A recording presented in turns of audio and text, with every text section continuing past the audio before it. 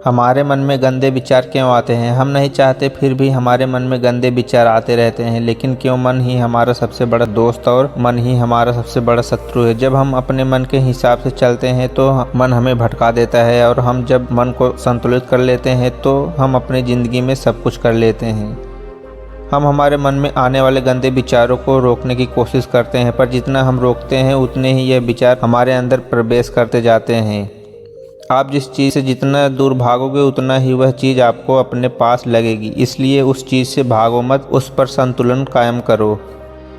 एक बार एक युवक गौतम बुद्ध के पास आया और गौतम बुद्ध से बोला कि हे बुद्ध, मेरे मन में इतने गंदे विचार क्यों आते हैं? मैं नहीं चाहता कि मेरे मन में गंदे विचार आए, पर मेरे मन में हमेशा काम वासना के विचार चलते रहते हैं और मैं इनके बारे में सोच सोच कर बहुत परेशान हूँ। मेरी ऊर्जा और समय यह सब सोचने में ही नष्ट हो जाता है, और इन सब के विचारों की वजह से मैं कभी भी शांत नहीं रह पाता, और मैं हमेशा ही स्त्रियों को देखकर मोहित हो जाता हूँ, अपने आप को रोक नहीं पाता हूँ। बुद्ध मुस्कुराए और उन्होंने उस युवक से पूछा कि क्या तुम्हें पता है यह काम वासना क्या होती है? फिर लड़के ने उत्तर दिया और कहा, बुद्ध, मैं यह तो नहीं जानता कि काम वासना क्या होती है, पर हाँ, ये जो भी है बहुत बुरी चीज़ है। फिर बुद्ध ने उस युवक से कहा कि सबसे पहले तुमको यह समझना है कि प्राकृतिक रूप से जो भी चीज़ हमारे अंदर है वह बुरी नहीं है।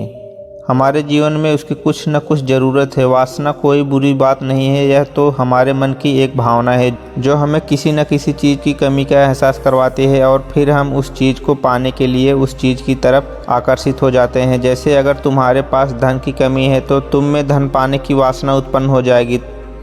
तो वासना कुछ और नहीं, बस एक प्रकार की कमी है, जो कि एक प्रकार की ज़रूरत का एहसास है, और जब यह ज़रूरत शारीरिक हो तो हम इसे काम वासना का नाम देते हैं। युवक ने गौतम बुद्ध को कहा कि बुद्ध, मुझे काम वासना का मतलब तो समझ आ गया, पर आप मुझे यह बताइए कि यह आती कहाँ से है?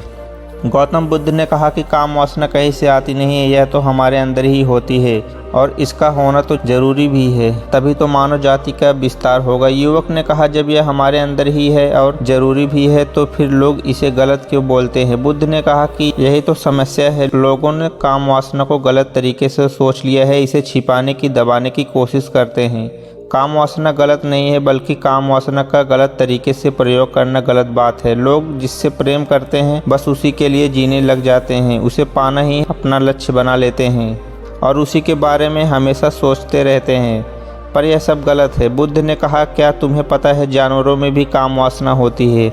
युवक ने उत्तर दिया, हाँ बुद्ध, जानवरों में भी काम वासना होती है, क्योंकि जानवर भी तो आखिर अपनी पीढ़ी को आगे बढ़ाएंगे। बुद्ध ने कहा, तो फिर हम जानवरों की काम वासना को गलत क्यों नहीं कहते? युवक ने कहा, मुझे नहीं पता, महात्मा आप ही मुझे बताइए। गौतम बुद्ध ने कहा कि जानवर अपनी काम वासना का उपयोग करते हैं। जानवरों को प्रकृति ने इतनी समझ नहीं दी कि वह काम वासना को अपने सुख का आधार बना सके, जबकि मनुष्य अपनी समझ के बलबूते पर प्रकृति में पाई जाने वाली प्रत्येक वस्तु को अपने सुख के लिए अपने प्रयोग करता है। हम इंसानों ने ही काम वासना को अपने सुख का साधन बना लिया है, जबकि प्रकृति ने तो हमें अपने वंश को बढ़ाने के लिए दिया था, लेकिन इंसानों ने इसे अपना परम लक्ष्य बना रखा है, और इस तरह से काम वासना का बेलगाम हो जाना गलत है। युवक ने पूछा, महात्मा जी, ये काम वासना हम पर हावी क्यों होती है, क्यों यह बेलगाम हो जाती है? तब गौतम बुद्ध ने कहा कि सुनो, अब जो मैं तुम्हें बताऊंगा उसे ध्यान पूर्वक सुनना। काम वासना का सारा खेल तुम्हें समझ आ जाएगा, तुम्हें तुम्हारे सारे सवालों का जवाब मिल जाएगा, बस तुम्हें ध्यान से सुनकर समझना है। फिर गौतम बुद्ध युवक को बताना शुरू करते हैं। एक बार की बात है, एक आश्रम में गुरु और शिष्य रहा करते थे, जिसे रोजाना आश्रम के बाहर स्थित गाँव में भिक्षा लेने के लिए जाते थे। उस आश्रम का एक शिष्य जिस गाँव में भिक्षा लेने जाता था, उसे रास्ते में एक नदी पड़ती थी, जिससे रोज उसी रास्ते से भिक्षा लेने जाता था। एक दिन उसने देखा कि एक लड़का पेड़ के पीछे छिपा है। वह उस लड़के के पास गया और उससे जाकर बोला, भाई तुम इस पेड़ के पीछे छिपकर क्या देख रहे हो? लड़के ने कहा, अरे तुम्हें दिख नहीं रहा कि क्या मैं देख रहा हूँ? तब शिष्य ने नदी की तरफ देखा तो वहाँ पर कुछ लड़कियाँ पानी भर रही थी।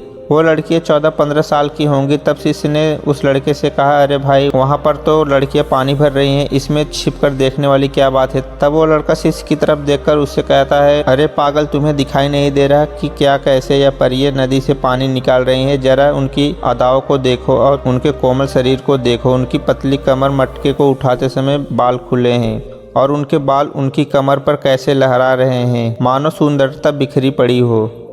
शिष्य नदी की तरफ से जा रहा था। इस बार वह शिष्य इसे देखता ही चला गया। अभी तक तो कुछ भी नजर नहीं आ रहा था और वह बिल्कुल निर्भय था। उसे किसी भी बात का कोई डर नहीं था, लेकिन अब वह छिपने लगा है, जैसे उसने कोई अपराध कर दिया हो।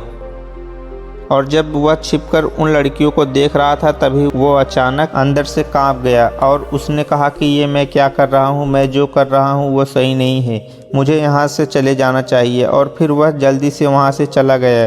वो आश्रम पहुँच जाता है। आश्रम जाकर वो अपने कार्यों में लग गया, लेकिन जो अभी वह देखकर आया था वह उसकी आंखों के सामने बार बार आ रहा था। उसके मन में वही दृश्य चल रहा था। उसका मन वही सब कुछ देखने के लिए कर रहा था। उसका किसी भी काम में मन नहीं लग रहा था। सुबह होते ही रोज की तरह भिक्षा लेने के लिए आश्रम से निकल जाता है और उस नदी के पास वाले पेड़ के पास जाता है जहाँ पर वह लड़का पहले से मौजूद रहता था। उसके साथ मिलकर लड़कियों को छुप छुप कर देखता था। अब वह शिष्य रोज ऐसा करने लग गया। यह उसके रोज का काम हो गया। अब उस शिष्य का मन किसी भी काम में नहीं लगता था। वह हमेशा ही किसी न किसी प्रकार के विचार में उलझा रहता था। आश्रम के कार्यों में भी ठीक ढंग से काम नहीं कर पा रहा था। न वो ठीक से सो पा रहा था, न वो ठीक से खा पा रहा था। उसका मन बेचैन रहता था। उसका मन बार बार उन लड़कियों के सौंदर्य को देखने के लिए करता था। जब गुरु शिक्षा देते तब भी उस शिष्य का मन कहीं और विचारों में खोया रहता था। गुरु ने अपने शिष्य की उन हरकतों को भांप लिया था। तब एक दिन गुरु ने शिष्य को अपने पास बुलाया और कहा, आज से मैं भी तुम्हारे साथ भिक्षा मांगने चलूँगा। तुम और मैं साथ साथ भिक्षा मांगने चलेंगे। तभी शिष्य गुरु को मना करते हुए बोला, नहीं गुरुदेव, आप परेशान क्यों हो रहे हो, मैं अकेला ही ठीक हूँ, भिक्षा मांग सकता हूँ। गुरु ने शिष्य से कहा, ठीक है, तुम अकेले ही भिक्षा मांगने जाओ। शिष्य तुरंत वहाँ से भिक्षा मांगने के लिए निकल गया। शिष्य को जाने के बाद गुरु भी आश्रम से निकल गए और शिष्य का पीछा करने लगे कि वो कहाँ जाता है, किससे मिलता है। यह सब देखने के लिए उसके पीछे पीछे चलने लगे। थोड़ी दूर जाने के बाद गुरु ने देखा कि उनका शिष्य एक लड़के के साथ एक पेड़ के पीछे अपराधी की तरह छिपा हुआ है और छिपकर कुछ देख रहा था। गुरु भी अपने शिष्य के पीछे जाकर खड़े हो गए कि आखिर उनका शिष्य क्या देख रहा है, जिसे देखने के लिए वह पेड़ के पीछे अपराधियों की तरह छिपा पड़ा है। गुरु ने देखा कि उनका शिष्य पेड़ के पीछे छिपकर लड़कियों को देख रहा था, जो कि नदी से पानी भर रही थी। तभी गुरु ने शिष्य को कहा कि तुम क्या देख रहे हो। अपने गुरु की आवाज़ सुनकर वह शिष्य घबरा गया और उसके पसीने छूटने लगे। वह थर थर काँपने लगा, जैसे किसी चोर को चोरी करते समय रंगे हाथों पकड़ लिया गया हो। लड़का घबराया हुआ था। उसके मुंह से टूटे फूटे शब्द ही बाहर निकल रहे थे। वह अपने गुरु से नज़र नहीं मिला पा रहा था। गुरु ने कहा, क्या हुआ? मेरा शिष्य तो निर्भय था, उसे तो किसी भी चीज़ से डर नहीं था। शिष्य ने गुरु से कहा, मुझे माफ़ कर दो, इसमें मेरा कोई दोष नहीं है, उस लड़के ने मुझे बहका दिया था। गुरु ने कहा, कोई बात नहीं, पर इस बात का ध्यान रखना कि हम जैसी संगत करते हैं वैसा ही फल हमें प्राप्त होता है। जैसी संगत करते हैं उसके विचार हमारे अंदर प्रवेश करते हैं, इसलिए अच्छी संगत करो जिससे तुम्हारे अंदर अच्छे विचारों का प्रवेश हो। फिर गुरु और शिष्य आश्रम लौट आए। वो शिष्य आश्रम के कामों पर ध्यान देने लगा। शिष्य उस रात बहुत ही चैन की नींद सोया। सुबह हुई, वो भिक्षा लेने के लिए निकल पड़ा। शिष्य उसी रास्ते पर जा रहा था। उसने देखा वो लड़का आज भी पेड़ के पीछे छुपकर उन लड़कियों को देख रहा था। वो शिष्य नदी पर गया जहाँ वह लड़कियाँ पानी भर रही थी। उसने उन लड़कियों से पानी मांगा। उन लड़कियों में से एक लड़की ने उसे पानी पिलाया और उस सन्यासी शिष्य के चरण छुए। शिष्य ने उसे आशीर्वाद दिया। शिष्य का मन सकारात्मक ऊर्जा से भर गया। उसके चेहरे पर मुस्कान आ गई थी, जैसे कि उसे कुछ खोया हुआ वापस मिल गया हो। वह अपने रास्ते जाने लगा। तभी वह लड़का शिष्य के पास आया और बोला कि क्या बात है, आज तो उसने नज़दीक से दर्शन कर लिए, तुम तो मुझसे भी तेज हो। शिष्य ने कहा कि तुम दूसरों के दर्शन करने में व्यस्त रहते हो, अपने दर्शन कर ही नहीं पाते हो। तुम कब तक इस पेड़ के पीछे छुपते रहोगे? किसी को पसंद करो, उससे बोल दो, अगर वो भी तुम्हें पसंद कर ले तो तुम उससे शादी कर लो। उससे पहले तुम कुछ बन जाओ, खुद को पहचान लो, ऐसे अपना समय बर्बाद मत करो। फिर वह लड़का रोज शिष्य से मिलने लगा और नदी पर जाना छोड़ दिया। बुद्ध ने युवक से पूछा कि क्या तुम्हें तुम्हारे सारे सवालों के जवाब मिल गए? तब युवक ने कहा, हाँ महात्मा जी, आपका बहुत धन्यवाद। गौतम बुद्ध ने युवक से कहा कि जब तुम्हारे मन में गंदे विचार आए तब तुम अपने आप को दोषी मत मानो। यह शरीर है और यह सब इसने हजारों वर्षों से सीखा है।